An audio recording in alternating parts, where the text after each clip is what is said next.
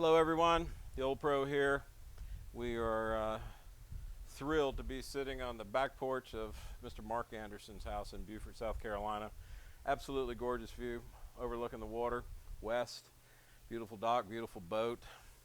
I think you'd rather be fishing rather than playing golf. But as I said in the introduction, this is a dear, dear friend, much like a son to me. Known him since he was 13. So proud of his accomplishments, as I chronicled earlier. We have known each other 20 years now, and it has been a delight to follow his career, and there's a lot more to come as well. I'm certain of that. So, Mark, great to have you here, man. Yeah, cheers. Thanks for coming over. Great to be with you. Delightful. And we have some good wine, compliments of, I think this is John Hyde's bottle. Johnny, thank you. All my boys at the club. I just got a case of wine of this the other day. You're fully stocked for years to come, no doubt. I am fully stocked. Well, let's start off, talk about the junior days. As a junior, you grew up here. You got involved with the academy program, which we had started before you, but not long before you, which was nothing more than trying to bring really good players that were juniors in the area and giving them a chance to play at the club. And that's where we became close friends and or started this friendship. And you went on from there, and you were working and caddying and such. So tell us about some of those early days. Talking 22 years ago now, when I moved here, I think roughly in that area. But what year was that? 97? 97. 90, longer than that. Yeah, 23 years. Yeah. So, moved here from Maryland. Played different sports growing up: baseball, soccer, golf. But in Maryland, that's 6 months out of the year. The rest of the year, you're not playing any golf. So when we moved to Beaufort, it's year round here. So I just dropped the other ones and I just played golf all day. Now, how old were you then? I was probably 10, 12 11, or 11 or 12. Okay. And so yeah, I just hung around. And I really started playing tournament golf when they used to have. I think they still have it, the Beaufort Junior Golf League. They play every Monday in the summer. I remember that. That was exciting. You get to go play 9 holes somewhere in Beaufort. You could play Pleasant Point when it was open. That was always almost the highlight. We loved going there. Yeah. Cat, Ladies Island. Where you lived. You lived Where at I lived on it used to be the 11th hole, which is now the 2nd hole. I never know anymore. But I lived on 11, right in the middle of the fairway, so I could walk out back and hit 100-yard shots and go chip and putt. We actually lived on Royal Pines as well, so I've lived on 2 golf courses when I was 10, 11, 12, which was nice. But no, I mean, my first real golf was Beaufort Junior Golf. Mondays, 9 holes in the morning, sweating, carrying Dead no as clubs. summer. Like right now. Just like We're right sitting now. outside, it's 95 degrees and 95% humidity. He's cool as a cucumber. I'm sweating We've like a got gladiator. 3 fans rolling Got 3 on here. fans. But we're making it. We're hydrating. We'll be all right. And then, I don't know how you found me. I think I might have been caddying out there as a 13-year-old or something like that. Seems like I saw you shooting close to par in a high school event. So you would have been 13, 14 at that point? I played on high school when I was in 5th grade. So I was probably 13. 13. 12, I think 12 you were or 13 when you first came to us. But I remember, and we always looked at this, or we would get feedback from people in the community, you need to keep an eye on this kid. But I distinctly remember seeing you shooting even, and it was in the box scores of the local paper, at a high school match. And that always, if you see a 12, 13, 14-year-old shooting close to par, that pretty much signals you've got something. You could have a good player. You don't ever know. You could have a good player, and that was always our job. It didn't matter whether somebody went on to greatness or not. You just wanted to give them every opportunity to be as good as they could be. Introduce them. That was it. Just get them the equipment. No. Get them around good players. Get them around teaching. Help them.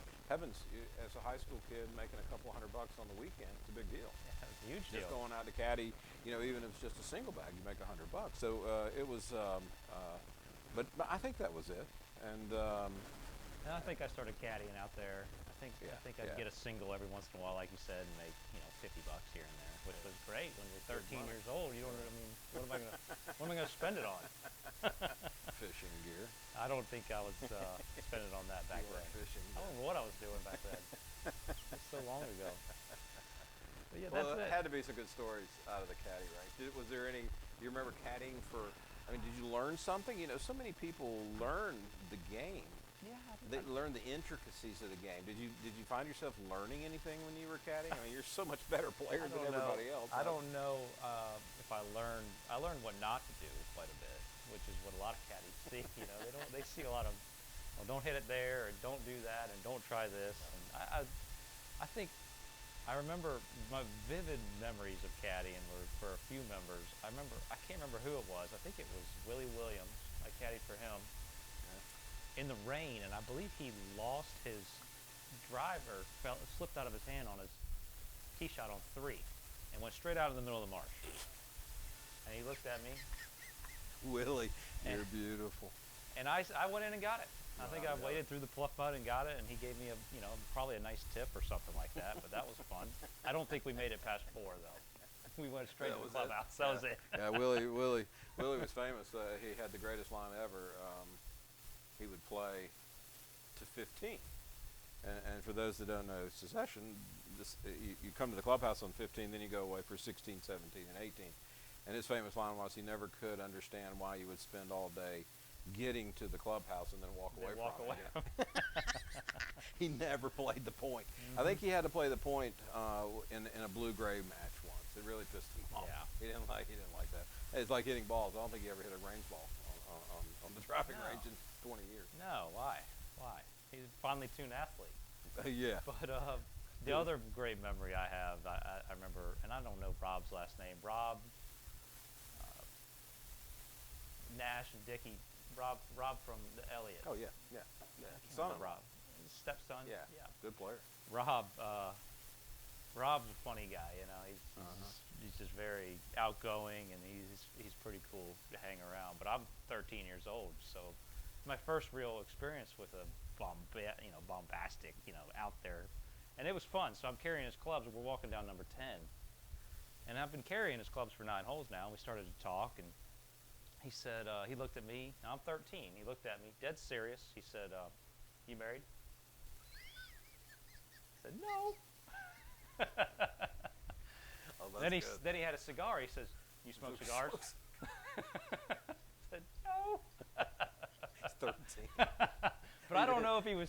But he said it so seriously. It was almost, looking back now, I don't know if he really That's funny. was being. You didn't a weigh jokester 100 or pounds. not. Did you weigh 100 pounds? You probably didn't weigh 100 pounds. Yeah. You married? How about the caddy Shaq? How was Shaq. that? It's That's made some interesting. improvements over the years for sure. It's much nicer now than it was when I got there. They didn't have a toilet back then. I know that. And there was no bag storage like there is now. It's just jumbled mess sometimes. But no, I don't think I had too many crazy experiences. Like I said, it's so long ago. Like we were talking earlier. I don't. Yeah. 25 years. There's been some great caddies, guys that I've really enjoyed caddying with, and guys yeah. that helped me. That's what caddying's all about, and you see that through every level now. It doesn't Right. matter if you're a club caddy or you're caddying on the PGA Tour. Everybody does, for the most part, the same thing, helping each other out. Right. So you learn a little bit of the game that way, and that's a cool side of the game that if you play golf, you don't really know unless you do it. Correct. You don't. But you do. It's good to hear that that's the case on the tour too, because Yeah. everything's sort of isolated out there. So it's nice to know that those caddies kind of take care of one another. They take care. They seem to get on pretty well. The players don't like to talk much, it seems, but the caddies do seem to interact to some degree. But so there was nothing really in the. There was no great revelation to you as a caddy about the game or learning the game, or you were just a competitor basically. No, I and you mean, just wanted to make some money and went out and. Well, I love Played. I love playing, and so it was a great opportunity just to be out on the golf course. Sure. I would much rather be playing than caddying, right? Sure. It was a job though. It was Sure. a summer job for me, so Yeah. you just got to do it. But it got me exposed to you and Secession and so many great members Right. that I still know today, which Right. is the coolest thing. We're Right. talking 20 years. Right. And so many Caddying. of you follow you. Right. So many. Just I don't know if they contact you on any regular basis, but I can't tell you how many people follow you just religiously week after week after week. Yeah. And it's all born out of that wonderful culture. I certainly know it. I mean, I talk to a lot of members, either via email or phone, which Right. is great. You know, a lot of Right. support. It's awesome. And a lot of those people I've known for 20 years now when I started caddying for them as a little kid. Do many come out? Do you see any of them? I don't know if I've ever asked you that. Do some pop out every now and Every then once in a at while. a tournament? Every once in a I while. would think they probably would. You know, we're in all the major cities, so there's members in almost everywhere we go Yeah. on the PGA tour. So Yeah. I see them occasionally, not like every week. Right. And I don't, you know, unless somebody comes up and says, "Hey, Mark, how you doing?" I'm not out there like looking through the crowd Correct. or anything Correct. like that. Correct. The your time with us obviously led to a great junior South Carolina Junior Championship and a South Carolina Amateur Championship. You won the Players, which got you in the Harbortown. How old were you when that happened? How old were you then? I think I was 21 or 22. Yeah. I was towards the end of college. It might have just finished college. Yeah, I remember that one vividly. That's one of the great stories I tell about you was the driving range. You're out there with Davis Love and Jim Furyk, and you're working out, and Jack Lumpkin's there, who I've known forever. He's watching Davis work out, and all of a sudden I see you just rifling like 4 irons into the net to the left over there between the 9th hole and the driving range at Harbortown. And I finally said, "What the heck is he doing?" And I walk over there. I said, "Bud, what are you doing?" And you said, "Pro, if you hit one of those poles, it makes the loudest noise." That was your first pro event. Right. And having been out there, I was out there, very limited, only a couple of years. But one of the things that's absolutely paramount for, and I think the factor is out there in success, is comfort. You have to be comfortable. And somebody who's not comfortable isn't trying to make noise. I learned something that day. I don't know if I ever told you that story, but that I knew something was special right there. And I wanted to see that. We went out that day just as a practice round. I wanted to be there for your first practice round because I wanted to see how you handled that. Right. And you handled it beautifully. And I think it's a testimony to your success. I mean, there's all degrees of success, okay? But you're on a tour that very, very, very few people get to. That is success. Now, can you go further? Absolutely. But you have to believe in yourself. But it's not just pumped up confidence. There has to be sort of a comfort in that. No, absolutely. There were a lot of world-class 3-4 year All-Americans that never got to the tour. Correct. Wonderful players that never got there because they just weren't comfortable. I think comfort's. I mean, almost everybody that. I mean, there's so many great players that could be on tour. Sure. But there's a reason that there's only 156 players every week. You know, it's just not. You just can't get in, and to be able to get into those events is extremely hard. Yeah. You've got to be comfortable, and that's something that maybe doesn't happen right away. You get more comfortable as your career progresses or your experience. I think so. You know, I don't think.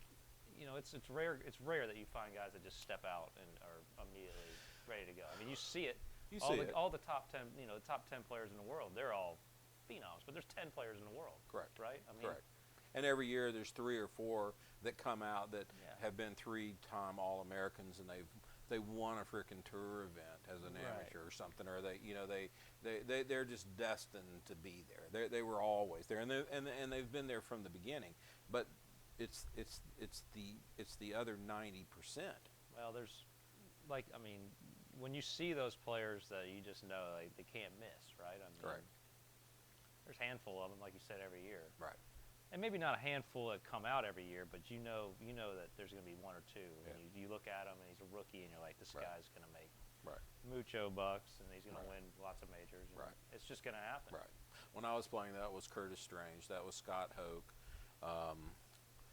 That was Kuchar. Mm-hmm. I mean, you look at you sit back and look at Kuchar's career now. It's just an incredible career. Right. And well, God knows how many millions. But he was playing at the club at 18 and 19 and 20 years old. And I got to play with him a few times. He just had something in him.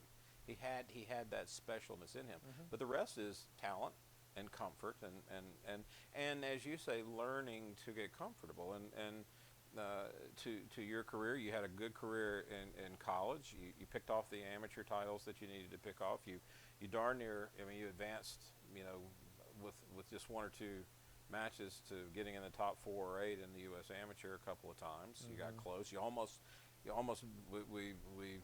we talked at length about a Walker Cup, trying to shoot for a Walker Cup, and you missed by an eyelash. But How? I don't know how. one or two of those matches, I think, probably. I don't know about that. One or two of those matches, but I was medalist. I was medalist in the stroke play for that USAM at Southern which Hills. one? That was Southern Hills. Yeah, cool Yeah. place. Yeah, Hot. good golf course. You think it's hot here? Yeah, it's hot. Should go there. Yeah, they don't have water like this. They don't have water now. But it's a but that's a building. That's just step building. Now, you move quickly into the pro ranks on what I guess was the nationwide at the time you first got your card. It was definitely the nationwide. It might have been something else before that, but it was definitely the nationwide. Web.com was back Web then. was after nationwide, That was so after, it was probably okay. nationwide. Nationwide. I was there with your mom. 2010, I turned pro, I think. Is that when it was? Well, 2010 was my first year. We went through Q school. Mm-hmm. That was back when Q school was where you could get your PGA Tour card. I think Correct. it was top 20 or 25. Correct. Got your card. And You missed that? I missed Do you it think by a that's the way shot. it should be? Missed it by a shot. Do you like the way it is now? To interrupt, or do you like the way it was? 25 and 25. I like the way it was. Do the tour boys like the way it was? I would think they would. I mean, I would think so because you have an automatic shot of getting your card back. You go play another week and you get your card back. Whereas this way you don't. You don't. No, you're basically relegated for a year. Correct. As opposed to maybe, a playoff. And definitely not easy to get back out. No. It's not like it's No. a cupcake. No. No. But I missed it, I think, by a shot. And it was devastating. We were playing down in Florida, and I played so well. It was really the first. Where? I'm out here playing. Where was that? Bear Links down in West Palm. Yeah. And I played with Skip I Kendall. remember that. I had a great pairing. I mean, Skip Kendall couldn't be nicer. Right, He's looks a it. veteran. I watched you on TV when I was a kid. Right. And I'm sure he loved that. I got paired. Yeah. He's like, well, I'm going to the Champions Tour soon.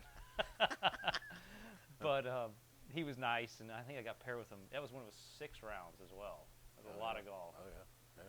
And I think I played with him like all 6 rounds. Really? We had some weather. That's odd. We had some weird weather, and so we just kept playing. Yeah. So it was very comfortable, and I missed it by a shot. I don't remember really screwing up down the stretch. I just missed it by a shot. But no, I got my web card, and I played 2 years out there right away, and that was nice. And I'm fortunate. I'm very fortunate. I feel like that most guys that I know have spent. But a lot of professional golfers spend a few years playing mini tours.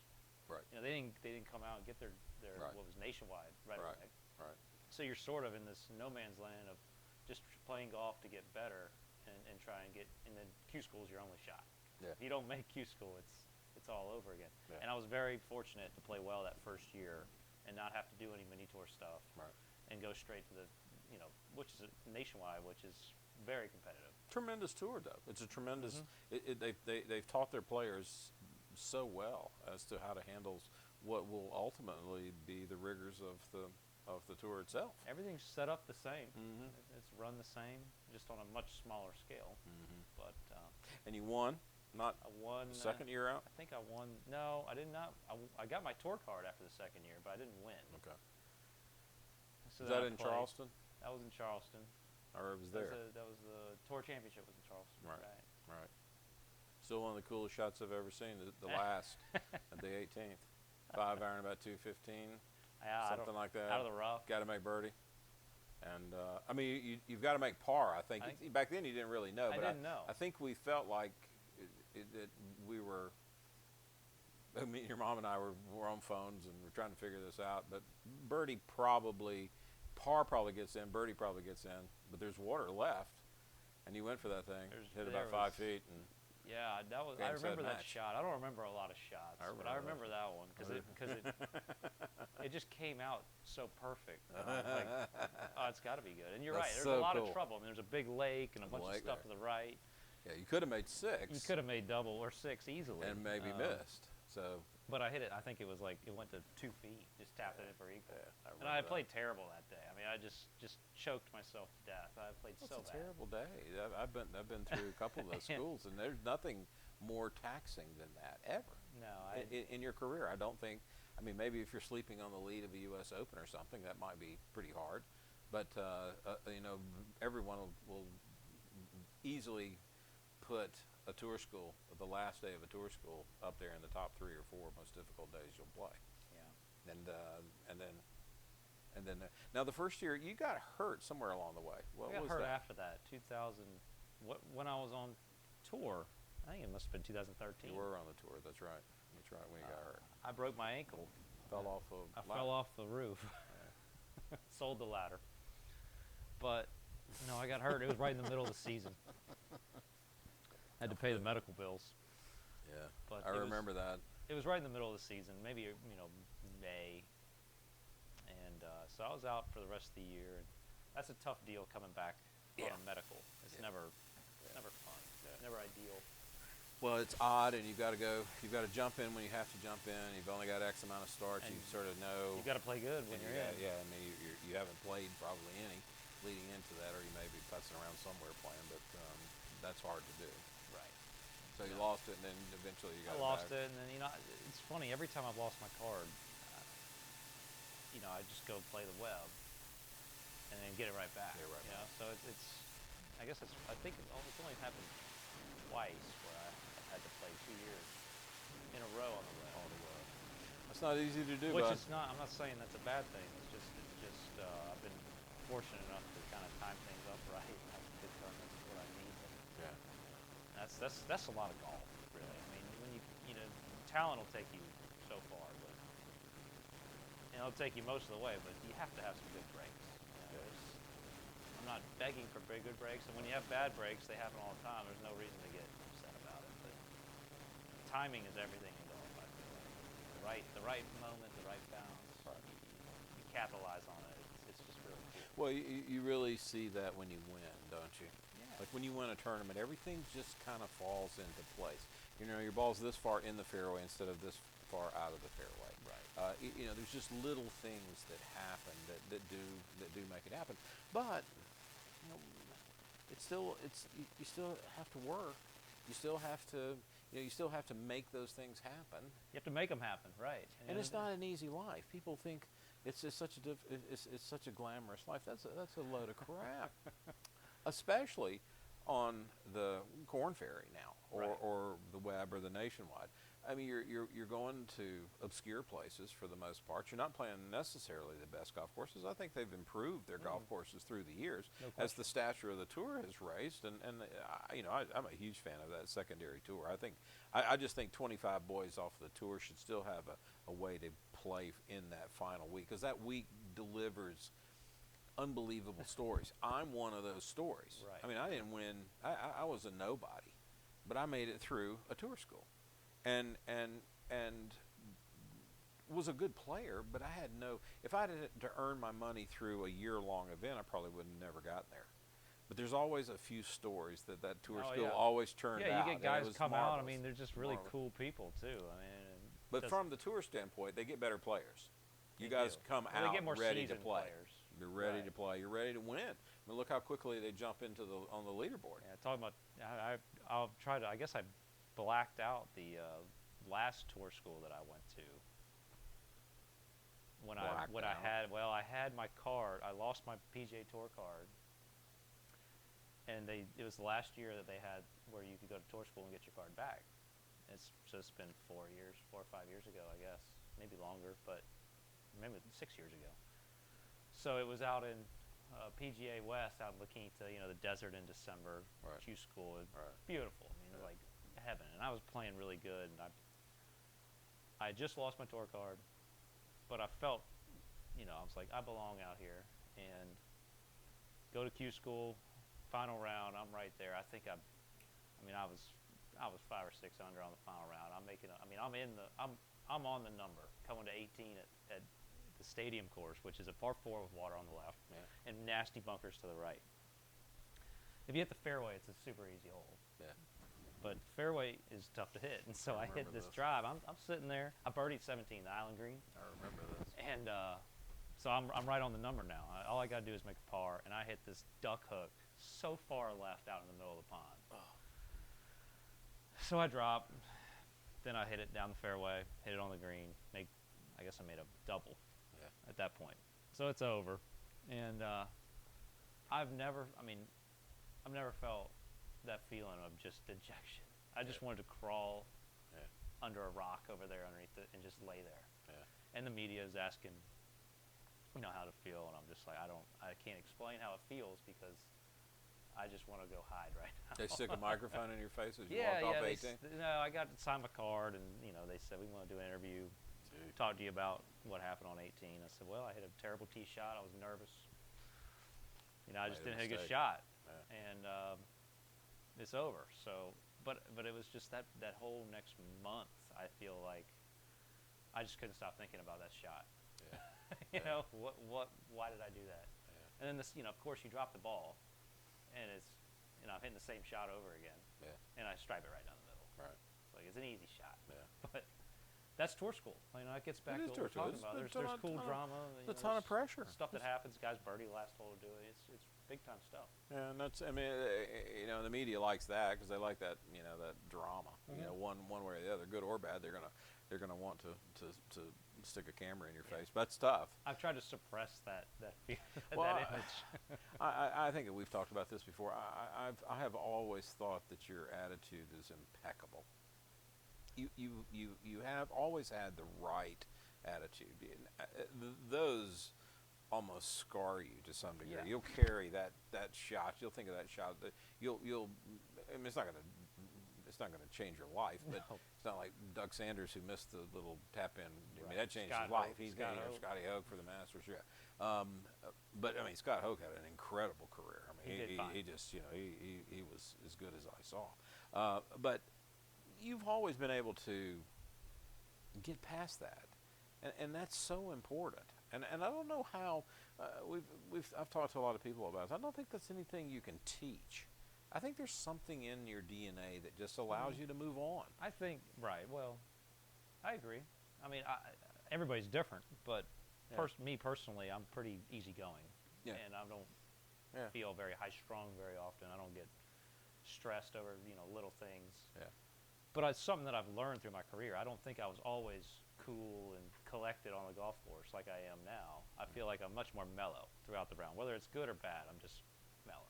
I've always thought you mellow, but that's interesting. Is that maturity? I don't. Is that getting definitely, older? Definitely. I mean, you got a beautiful family. Right. I mean, wife, I've got kids. 2 young kids, Ian and Tegan. They're back here somewhere. Two 4-year-old, two kids under 4. You learn how to deal with things quickly. Bad shots are not the worst thing. But. Well, I know you and I, Tax. We don't always talk, and we've never worked each other on the swing. In fact, I interviewed Andrew Rice last week, and we talked a little bit. And he helped you for just a moment or two. He's a great technical teacher. I knew better than to touch you. You were too good, and if somebody was going to touch you, somebody needed to be giving 1,000 lessons a year. Right. That you don't need me telling that, but. It was there was always this confidence there. This natural ability was there, and with Andrew, we talked about your ease, and we text, and you'd shoot something the first round of a tournament, and I'd say, well, not a good day. He said, what happened? And you'd say I 3-putted a couple of times and shot 71. I said, where's the cut? I don't know. Right. See, that's different.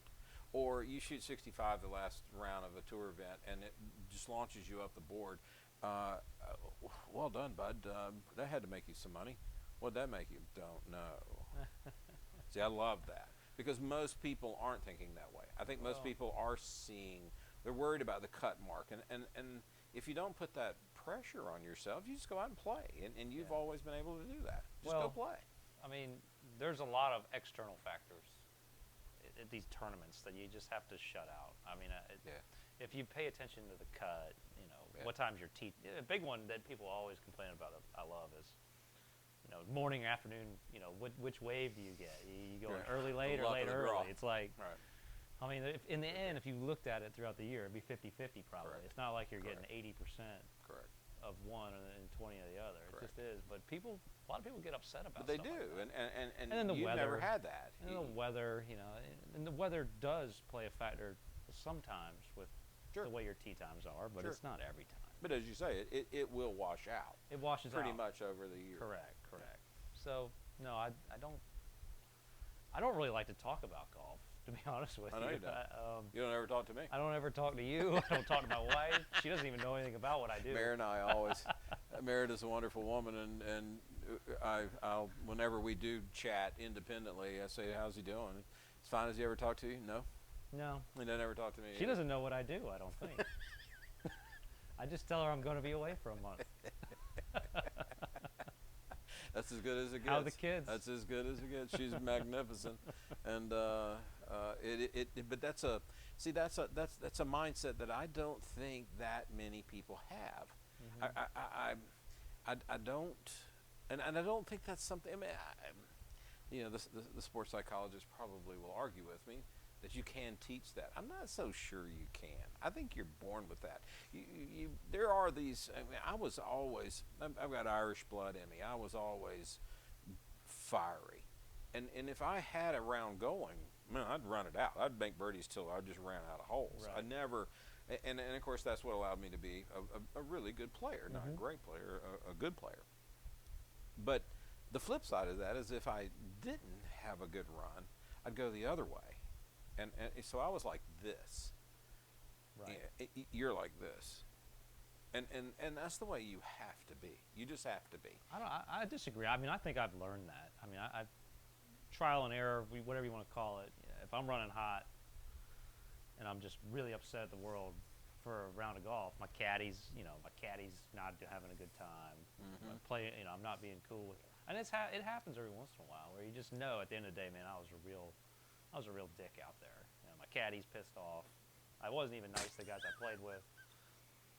And then you come out because played bad round or whatever, and you come out the next day and shoot a few under, and everything's better. Well, you hit it well. Happens. It You happens. hit it well. You hit it from me and Mayor. Yeah, We're- I'm not saying I'm a monster out there, but I just shut down and don't talk to anybody, right? That's sort of how I just sort of hide.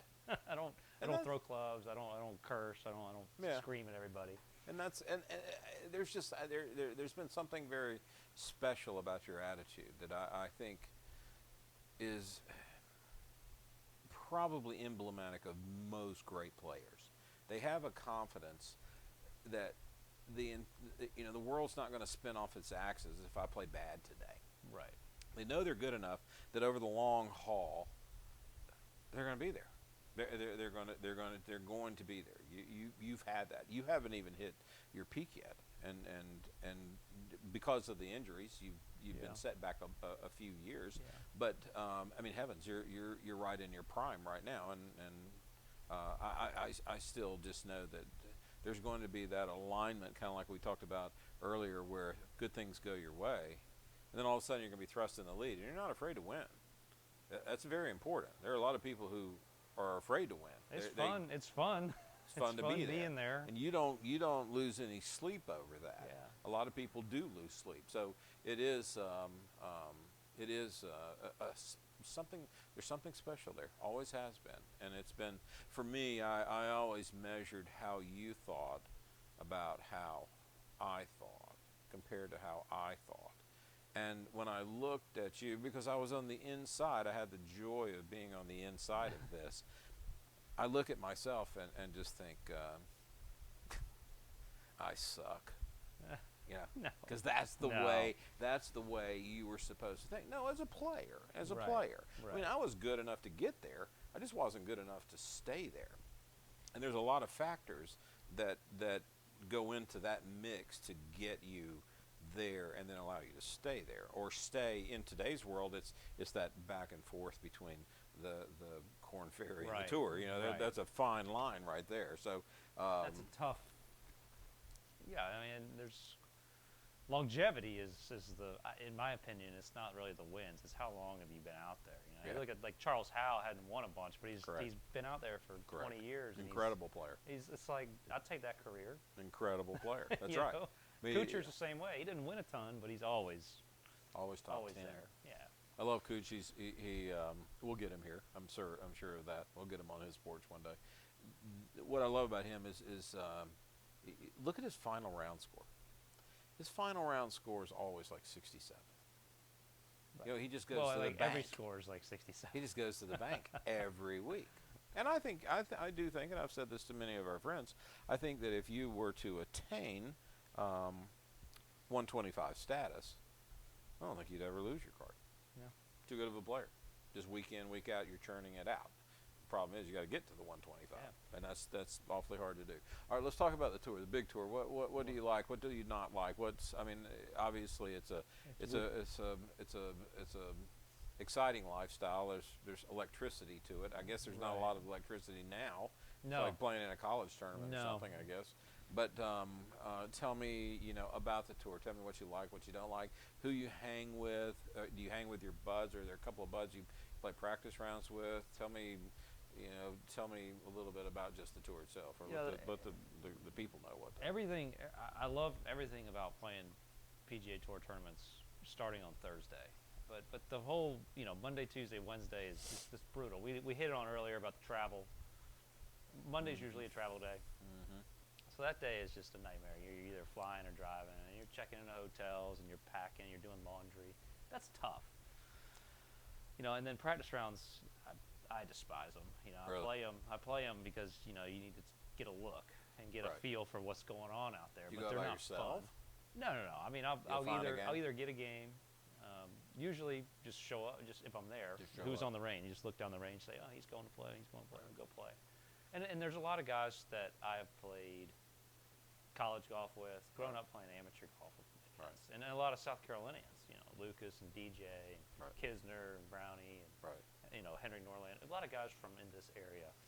So if they're around, we'll just go play, and sometimes we'll get if we're just going to do 9 holes, Right. I can hold my attention for 9 holes. Yeah, that's pretty common now, isn't it? You hear more and more about that. 9 on one day, 9 on the second Right. day, and then you're And you're ready done. to go. And Because you- you played there before, And you you can know really it. focus. And you can focus. You spend 2.5 hours focused. It's hard to do 5.5 hour practice. That's rounds. interesting. I do like that. I think Tiger started some of that. I think I remember for the first time Tiger talking about 9 holes in 9 a holes. practice round. It's beautiful because you can really dive into 9 holes, and at least for me, if I get to the 12th hole, it's like, where's the clubhouse? Are we Right. gonna go eat lunch or dinner sometime Right. soon?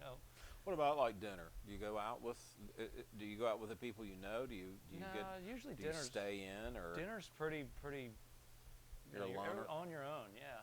Well, right now with what's going on, it's Sure. it's all order in, take out, Right. eating in the hotels. whole different world now? Which is good, but normal conditions, I'll just, for the most part, maybe do 1 meal a week with a bunch of guys, maybe on a Tuesday, a Monday or Tuesday. So you get together, Yeah. 4 or 5 of you get together for dinner. Yeah, 4 or 5, 3, 4 or 5, or just 2, whatever. Meet at the bar, meet at restaurant, and then the rest of the time is just go find what you want. And that's I kind of like Right. going to these new cities and seeing what's the best restaurant here. Let's go see what they've got. you know. Right. I'm not talking like Roost Chris fine dining. I just want to go find a local place. Right. And that's kind of neat, getting to know a lot of different places. Right. Will you do that with somebody else, or will you do that on your own? Sometimes. You go out with your Depends. caddy? No, not Stayed? a lot. You've had the same caddy for a while? For about a year now. Yeah. What's his name? Dan. Dan. Have I met him? I think that's it. No, I'm just kidding. Dan. Have I met him? No, he has not been to Buford.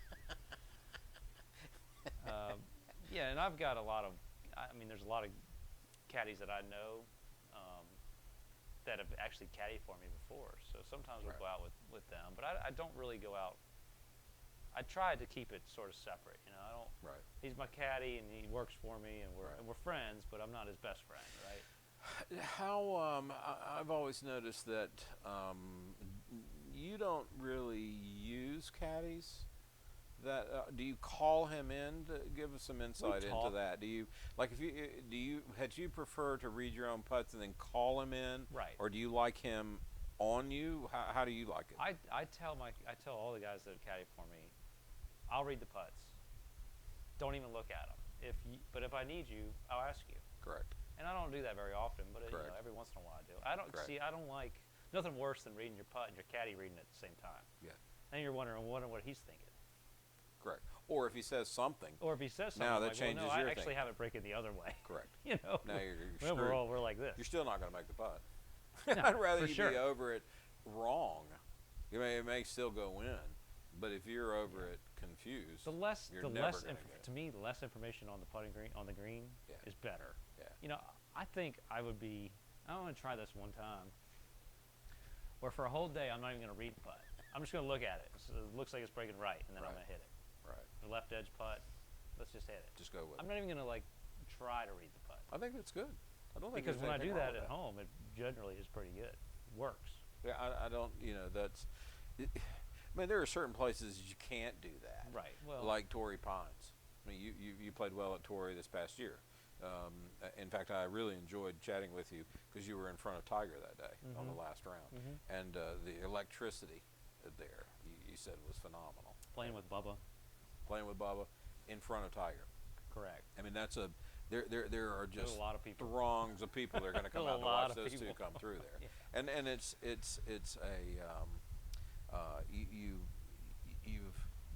you sort of you get wired into that with like Tiger. You don't seem that doesn't seem to bother you. You told me a cool story about Tiger. You said something about him on the practice range. He hit at the other end of the driving range. What was that I never you told saw me? him. The only time he was playing directly behind me, so I saw him a couple times during the day when they were walking up. We had some weights on some tee boxes and stuff, so they'd be just waiting for us to tee off. But never went in the clubhouse. Didn't go to the driving range. He went to the far end of the driving range. He'd Did drive anybody else straight in. do that? You can do that. You can just Can. drive in there. Okay. So Tiger would drive in, put his shoes on in his car, go to the range, warm up, get in his car, drive down to the parking lot, go to the first tee, or the putting green, go to the putting green, then tee off, and then just leave. Amazing. A lot of guys do that. I talked to I talked to Phil Mickelson actually. He was asking about the tournament in the desert, Humana tournament that he was the host. Yeah. And he was asking guys what they thought.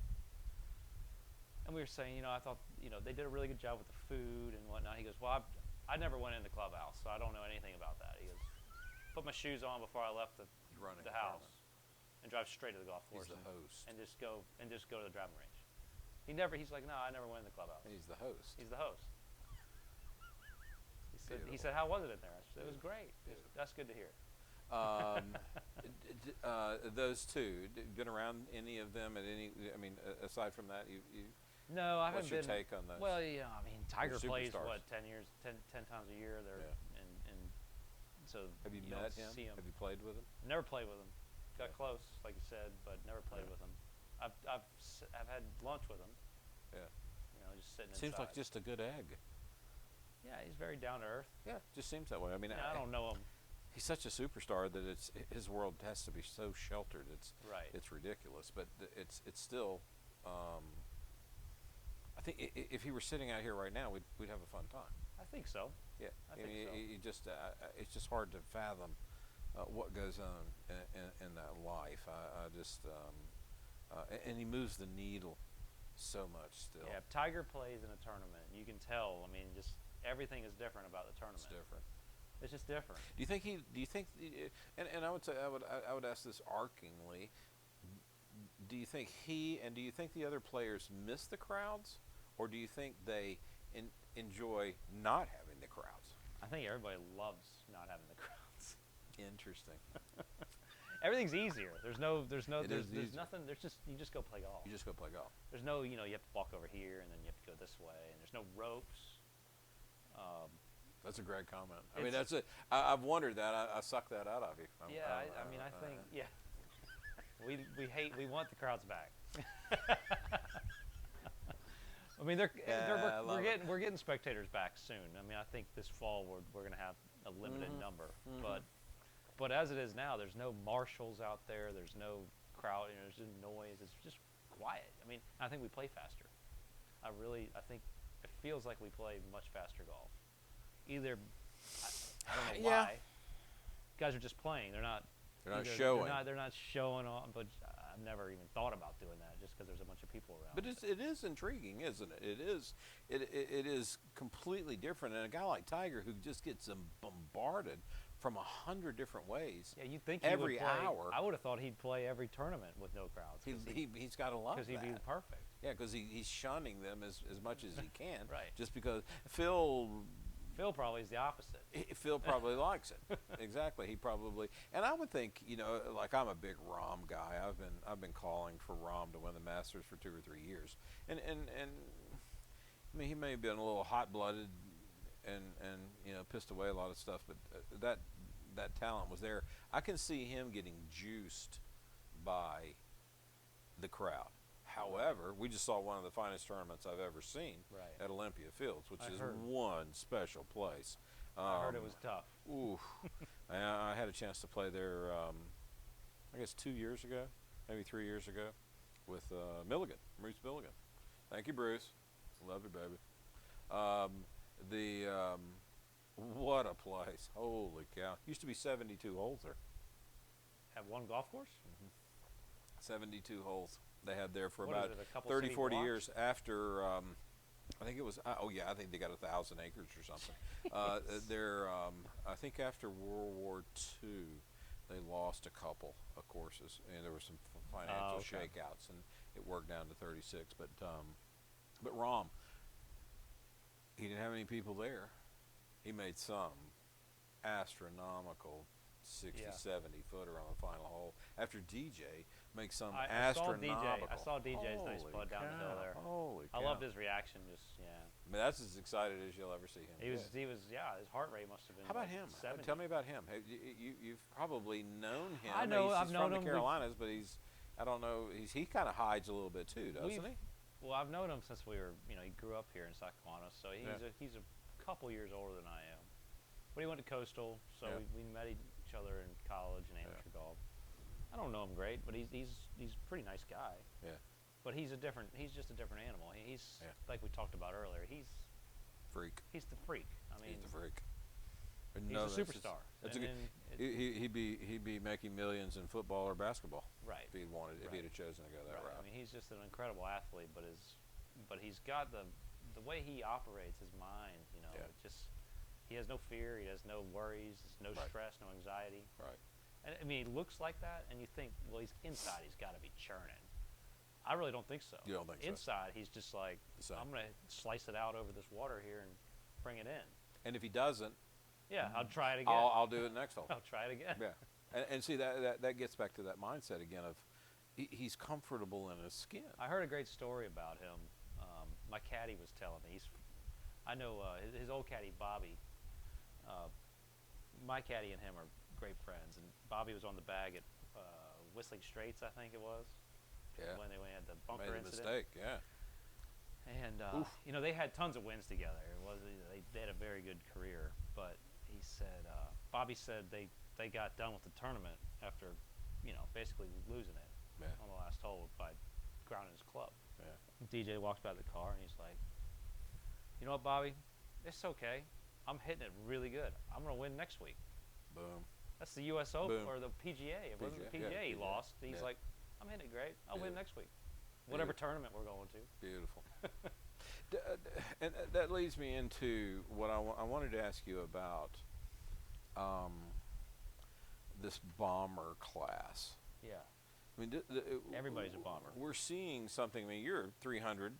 Yeah, I hit it 300 yards. I'm short. You're on average. Yeah. That's average for the I tour. might be But below compared average. to those guys, you're 40 yards behind them. Right. It's nice. Bryson DeChambeau tried to drive #1 at Harbortown all 4 days. Played it 3 under. Solid. I mean, if you Drove can hit it- it that far and that's drove it straight, around why there. not? I mean, it's just like a whole new line of thought. Now, you and I had this conversation a couple of years ago over the winter when we analyzed stats, and you had a magnificent set of stats. One that I showed to Jeff Patton, a great teacher out of Atlanta, and he said, those stats on the tour make you $6 million. On the tour, I mean, on the Corn Ferry or Webb or whatever it was at the time, it got you 52nd. Yeah. And you missed by a couple of shots. And we discussed, it's time to just bomb it. No, It's I agree. time to take some chances. If you can hit it as far as Bryson and somewhat accurate, why not? I mean, Sure. I don't know what he did. And golf courses these days they're trying to get longer, but the best example was Muirfield this year. You know, like you take the first hole, which is a really hard hole. It's a really tough tee shot, and you've got to thread it on this fairway and miss the. If you hit in the bunkers, you're toast. Yeah. Deep bunkers there, fairway bunkers. And we kept thinking, Bryson didn't play Workday. He was going to play Memorial. We kept thinking, Bryson would just hit it over these bunkers. Yeah. And once you get over them, it's just all downhill to the green.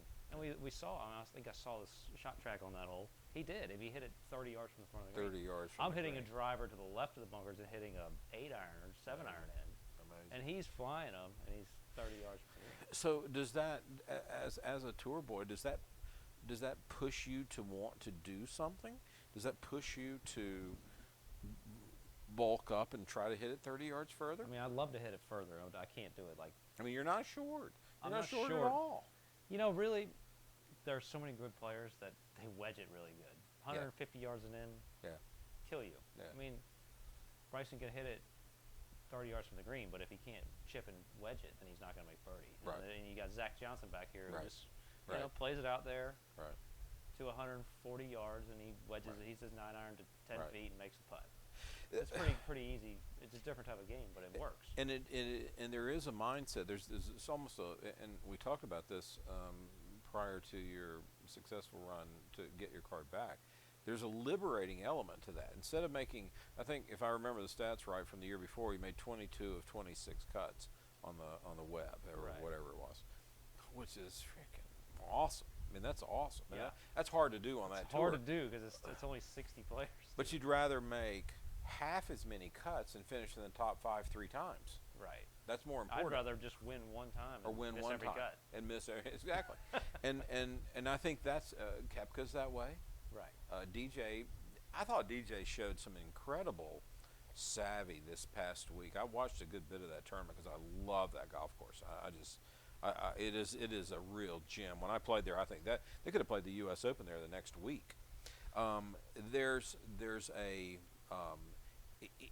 but for the most part, he's just going to take a bunch of shots and stuff. And if it works out, he's going to be right up in the top 5. If it doesn't work out, he may make the cut. He may not. He doesn't care. He doesn't really care because he cares about winning. Right. And if he drives his ball well into an area as big as his porch, and has a wedge, when you're back there hitting 7-iron, yeah, there's a big difference. he's got the advantage. For sure. He's got the advantage. So that is I think something that you have to you it's got to be strange to be as good as you are and then watch those guys play because they're almost playing a different they're playing a different game to a large degree. I've been watching. I saw Bryson in Minneapolis when he won the 3M, and he was hitting. And I think it was kind of like the second week that he came back, and he was ripping it. I saw him hit some on the range, and that ball was just out of here. But the crazy thing is that was a narrow golf course. Yeah. You can't just stand up there and swing for the fences. Yeah. You had to actually place it down the middle, which he did, obviously, because he won the tournament pretty Correct. easily. There was a par 5 where he was playing a couple groups in front of me. He's coming back, and this par 5 it's like 14 or something. It's a driver hybrid, 3-wood, 3-iron if you really hit a good drive. Me. His drive was down where I'd lay up one day. Wow.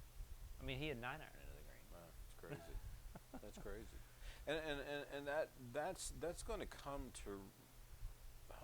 to roost at Augusta in Oh, yeah. November. I don't know if they're gonna like it too much.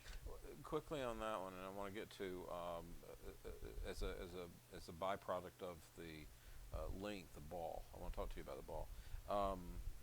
Augusta in November. You've played over there a few times. You and I both know that November is a whole different world Right. than April. What do you think we'll see there? I think it's gonna be. Well, it's hit or miss with the weather. It could be Right. 70 or it could be 40. You know, but Right. November's tough. Thanksgiving here is always pray for good weather like Right.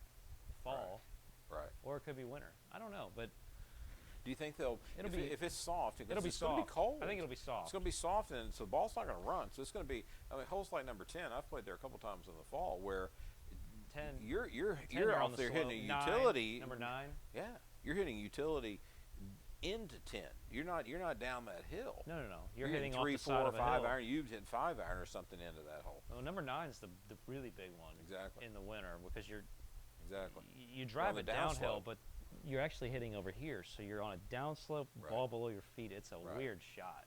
I think because I that's how I've played it. I think it's going to be just couldn't get down the fascinating. hill. I think it's going to be fascinating to watch.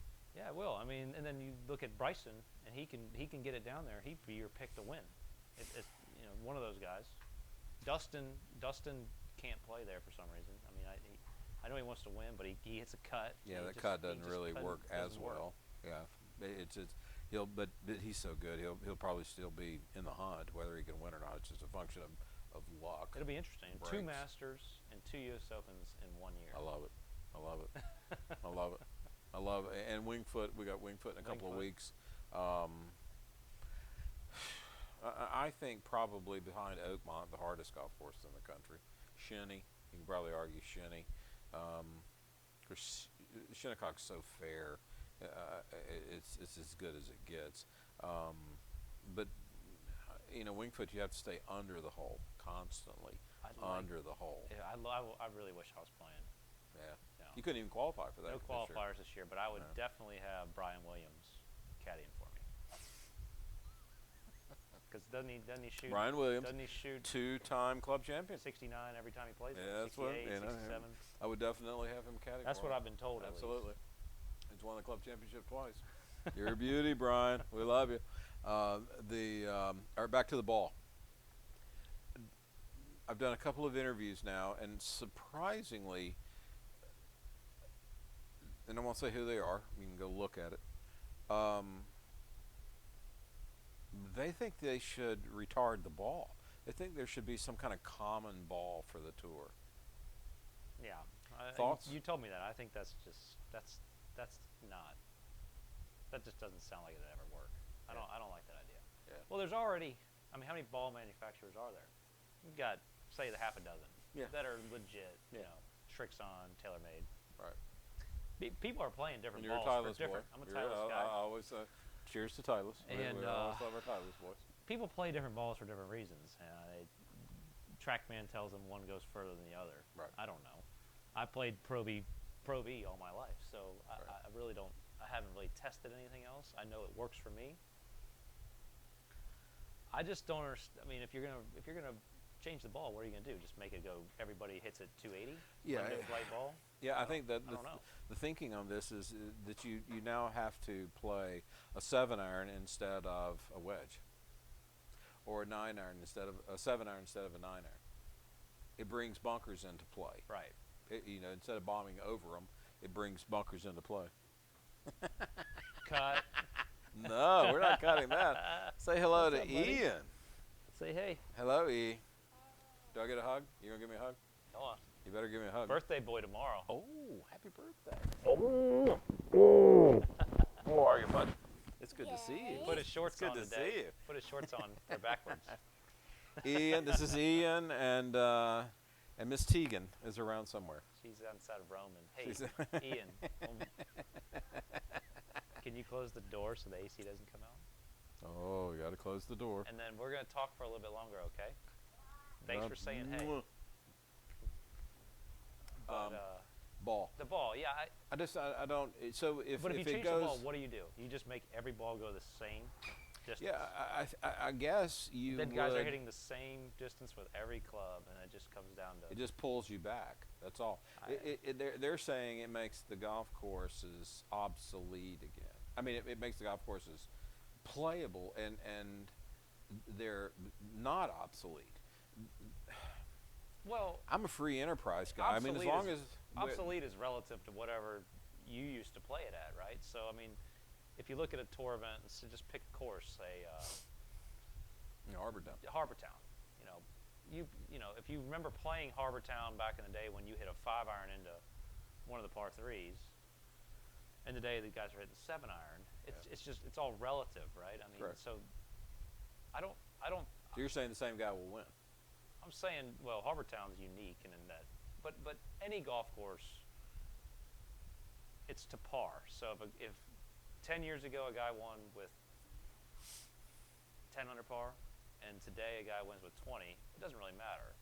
Yeah. It just, to me, low scores are going to win, and if everybody wants to see over par scores winning, that'll never happen. They don't even do that in the U.S. Open. Yeah. Yeah, I mean, you saw that. You actually do see that in the Opens. You do see that at like Olympia Fields where they were last week. The great golf courses where trees are like this. You know, Right. you don't have a play. There are a lot of golf courses. I mean, you take Congressional, Quail Hollow, Right. Olympia, Yeah. Torrey, Pebble. Well, not so much Pebble, but Torrey, Riv. Yeah. I mean, if you play a restricted ball there, guys won't finish. They're just tough.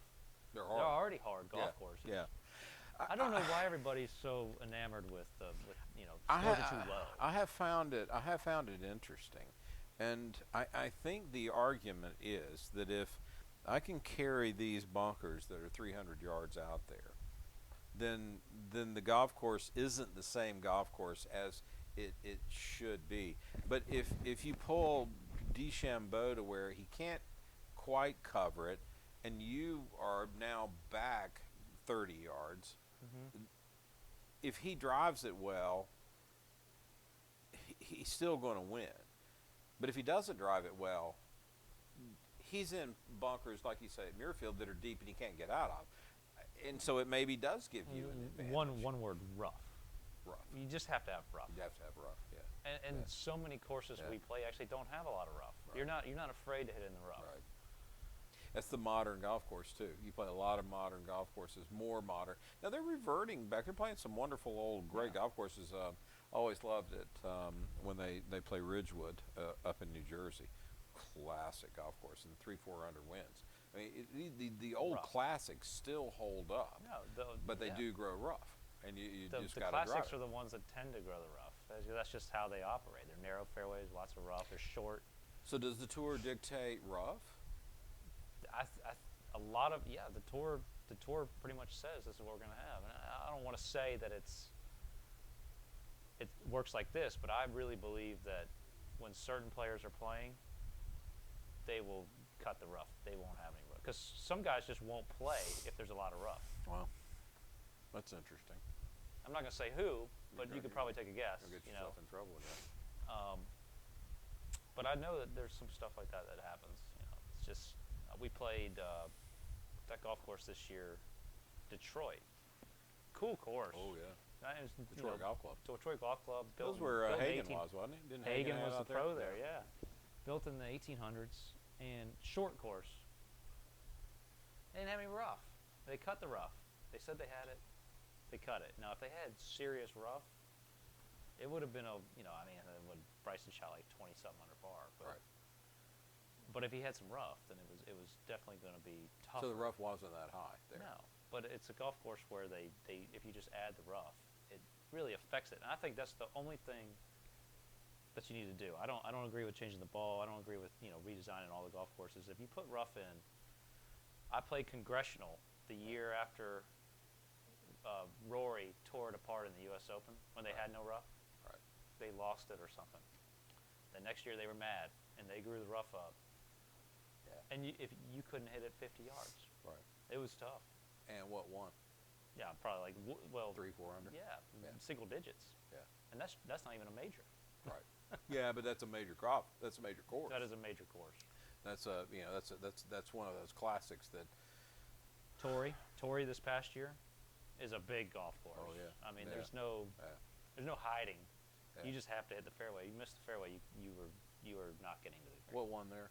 Under single digits. Maybe low, 10 to something. 10 I don't know, 11. but it wasn't Yeah. like crazy. Yeah. But you also play the north, so you can get the north a little Correct. bit. Correct. I had the lead there once for 9 holes Nice. on the north. Nice. I think I turned it in 32. Started on the north. I was on the leaderboard. Missed cut. No. All right. We'll wrap it up. Tell me. Oh, one thing about the ball I meant to tell you. Yeah. Sorry. There are times the ball today is designed to go straight. Yeah. It does not curve. Right.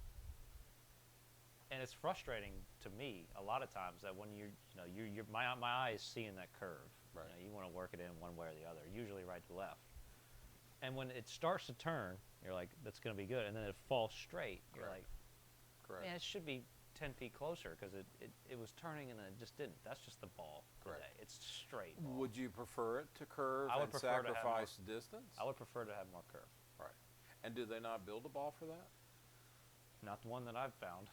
I mean, they used to, but I mean, good luck trying to find a 2000, probably going back to 2010. Right. You Well, got to go somewhere in there. back to a softer ball. Yeah. Well, Just a version of the Pro V. correct. Yeah, that's where I played mine. But it has to do with the dimples. I mean, and I've talked to those guys that design it, and it's designed to go straight.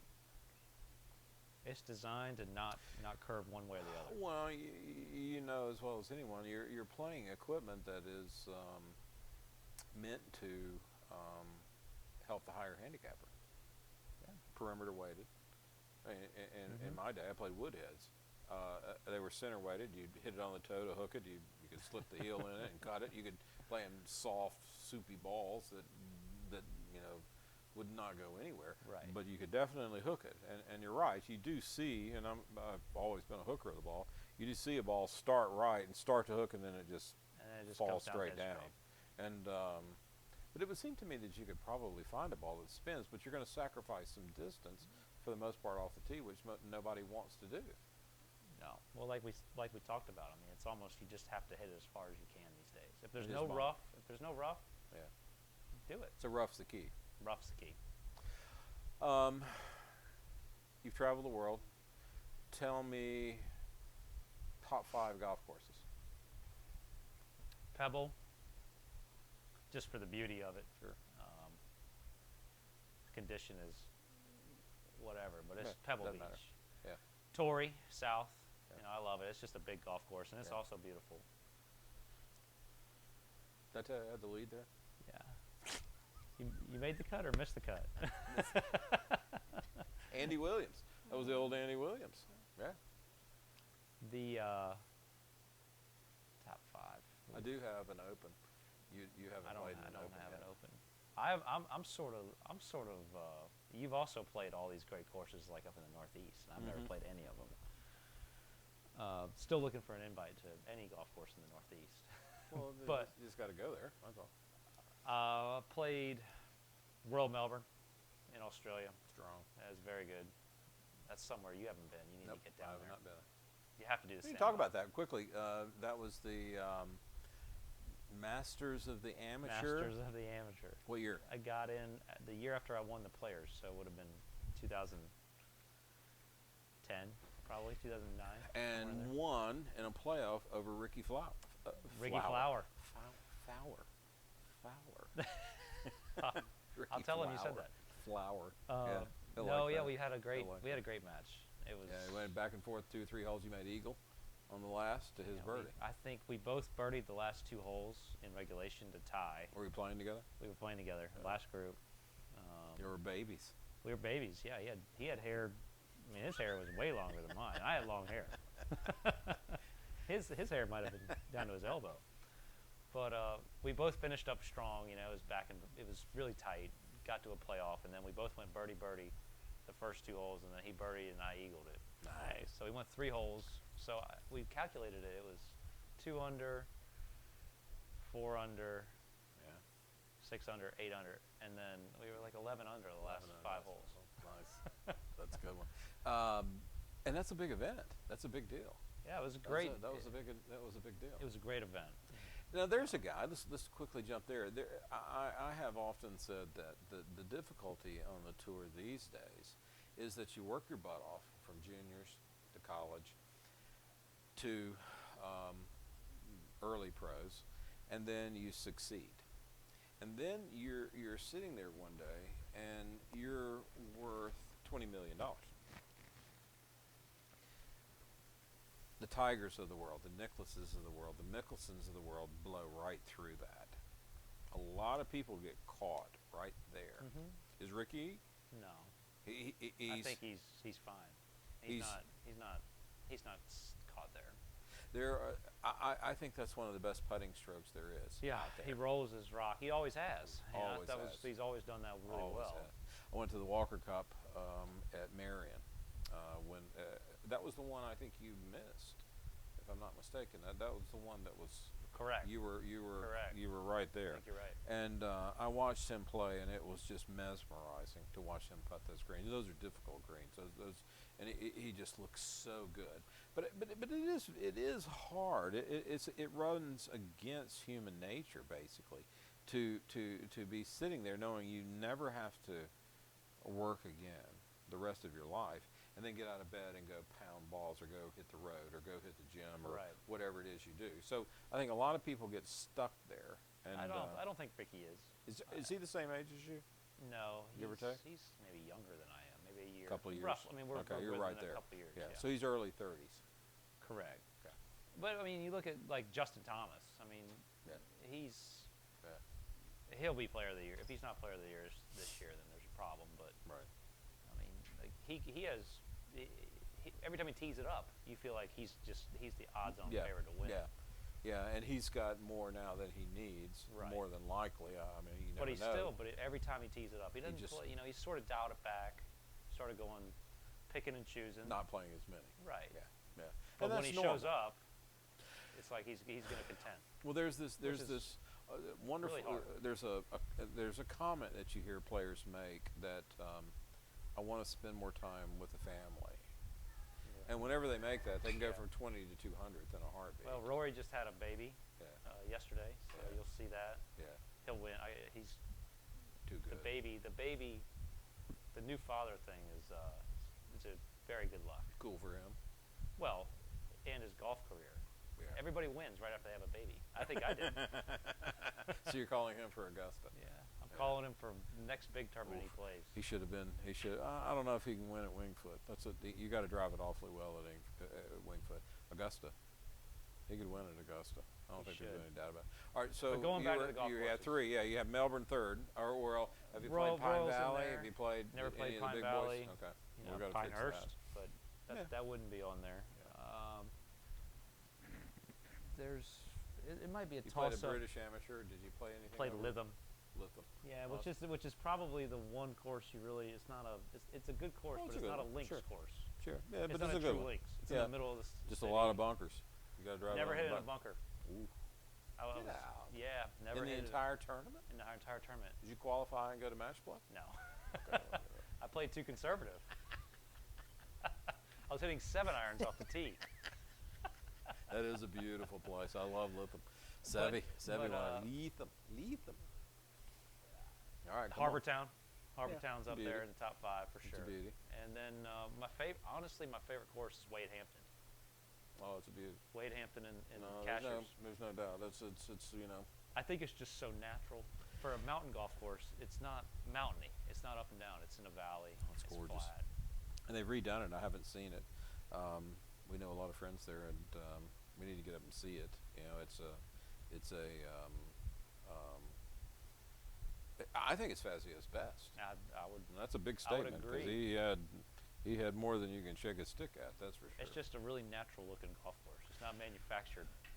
Tell like you would me, think.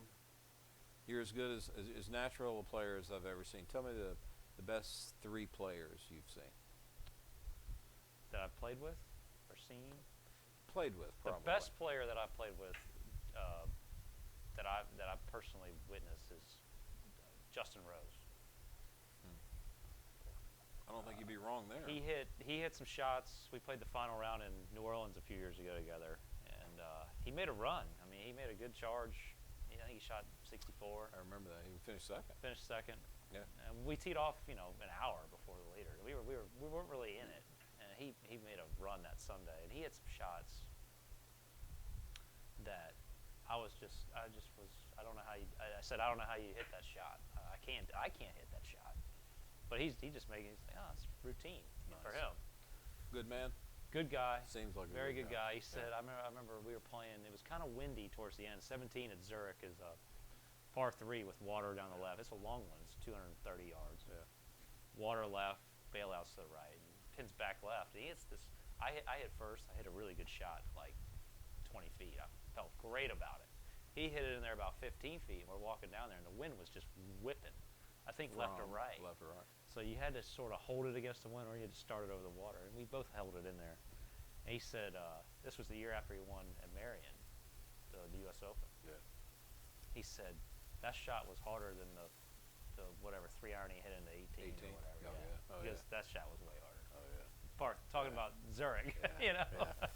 I said I don't know about that. Well, that's the. Tell me. You're going to play with him. Did you think about that overnight? I don't think so. I don't remember. 'Cause I would. I don't remember, being That would obsessed be- with it. I was excited. That's what it I should remember, be. like this is gonna be fun. That's what it should be. That's what makes it. That's what makes you a good player. You're excited about that. You're not Yeah. unnerved about that. Yeah. I play with Zach Johnson. He's the same way. He's just solid. Solid. Yeah. He doesn't make any mistakes. I mean, I could say Charles Howell is the best Sure. player I've ever played with because he's Sure. just always perfect. You Right. know, he doesn't miss. He doesn't do anything poorly. Right. Yeah, those are all just tremendous players. Stuart Sinks, just a great guy Good guy, And- solid. He's solid. and very consistent. Yeah. Um, Well, Justin Rose is arguably. I play with Rory. I mean, he's obviously number 3 in the world or something Right, like that. Dustin. right. But I was really impressed with Justin. But that's a Rose. game that goes everywhere. Mhm. Rose's game. Yeah. It goes everywhere. It plays links golf courses. It plays Augusta. It plays. Well, and his swing's perfect. So I mean, it doesn't really matter Yeah. condition-wise. He's just gonna hit the same perfect shot every time. Yeah, I mean that's a great call because that I don't think anybody wins the Olympics. That was a big deal to win the Mhm. first Olympics. Mhm. That's kind of that's something, we bring it up. Yeah. That's Talking. yeah, we talk about it. That happens. It just establishes you. He was already probably number 1 at the time, and he wins the Olympics. I mean, it's even. But he just looks like a good beat egg Stenson, beat Stenson or Kuchar. Yeah. They were both. They're all 3. Yeah, up they were there. right there. I played with Stenson early in my career. I don't know. I mean, I don't know how many years ago he was really struggling. too. Yeah, When he did kind of had hit the some- yips, he just disappeared Yeah. off the face of the earth. Yeah, And he was bringing it back. And I remember him. He had that trusty 3-wood, yeah. and he was hitting it. And He was hitting too. it way past my driver. Is that right? Yeah. He just broke it. pounded that. Just broke it a couple months ago. Oh, you're kidding. It broke. Caved in finally. I think. Oh, bad. The head. I think he hopefully he had another one. I Love mean, that. he's had it for 3-wood's 20. He's had it for terrible. 20 years. 3 so wood's the hard. Wouldn't you agree? 3 wood the hardest. hardest. by Hardest far. to replace. I had one 8 years ago. I wish I could find it. Yeah. I look everywhere for it. I had mine. I had the old original Adams, 13 degree steel shaft. I would have Yeah. died playing that 3-wood, We and it was lifted off of the whole bag was taken at U.S. Open qualifier. Yeah, I talked to some guys the other day playing a practice round. 3-wood's tough, and we were talking about the old. Yeah. What was the one was the Orlamar with the rails? Which one Oh, had the yeah. rails? Tight lies and all that stuff. They call it a railer. The railer. Taylor. Yeah. It's You great. take one of those. It's great. I think I have one of those. I had a PT. I'll sell it to you. Titleist PT. $500. No. $500. Just think about it. I mean, you make $500 in, Well, I in, need in, to a, test in a it. day. I need to In a test day. it Well, you got to first. put a shaft in it. You You'll have have to to put test a it new first. shaft in. I think I have one. $500. I had a for the steel head. shafted PT, 13 degrees. The hardest club in the history of the world to hit. I mean, the head was the size of a golf ball. It was like the practice putting thing. Yeah, You the know? one with the wedge. Yeah, it was, Yeah, you got to hit you it just right had in the the middle. perfectly in the middle. That's what the 3-wood was. Ah, I love it. I love it. Look how pretty this is, chicken. Oh, Yep. chicken. I haven't even. I have to tell you, chicken. Chicken. Chicken's lasted. Chicken. That's the nickname. And why? Because you ate chicken fingers when you were a junior. And you say you never did. I don't think I you, did. You think you ate sushi or something. I'm telling you. Why would we give you a nickname of chicken if you didn't? If you ate chicken I think I fingers had every chicken. day? I had chicken fingers one time No, when you no, walked no, in, no, and you said no, chicken no, fingers. No, Nobody eats chicken fingers. no, around here. no. You ate chicken fingers. Chicken fingers and fries. That was the deal. Yeah. On the junior Well, academy, as a you got kid- lunch. As a kid, that's You what got you're supposed chicken to eat. fingers and fries. That's That what I was it. order my kids. I can't tell you how cool it is to have you here.